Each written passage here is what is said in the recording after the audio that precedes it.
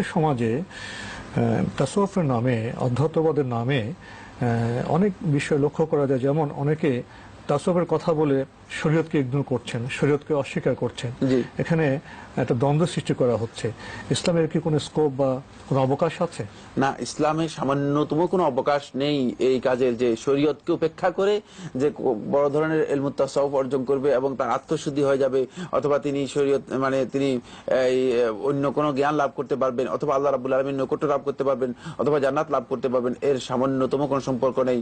যদি কোনো ব্যক্তি শরীয়তকে উপেক্ষা করে তাহলে সে আল্লাহ রাব্বুল আলামিনের কোনো অবস্থায় নৈকট্য লাভ করতে পারবে না এবং সে জান্নাত লাভ করতে পারবে না। সমন্বয় ইসলাম করেছে, আত্মশুদ্ধি এবং শরীয়তের বিধিবিধানের সমন্বয় ইসলাম আছে।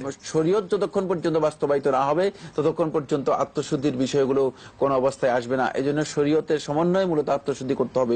শরীয়তের সমন্বয় আমাদের চারিত্রিক বলিষ্ঠতা আনতে হবে, চরিত্রকে উন্নত করতে হবে। শরীয়তের সমন্বয় আমাদের রূহকে আরো মজবুত বা শক্তিশালী করতে হবে। অর্থাৎ এই কাজগুলো যদি করতে হয় সেগুলো শরীয়তের উপর থেকেই করতে হবে। যদি কোনো ব্যক্তি মনে করে থাকেন যে ইলমুত তাসাউফ একটা ভিন্ন জ্ঞান, যার সাথে শরীয়তের কোনো সম্পর্ক নেই এবং শরীয়তকে উপেক্ষা করে ইলমুত তাসাউফ অর্জন করার বিষয় রয়েছে, তাহলে এটি সবচেয়ে বড় বিভ্রান্তি।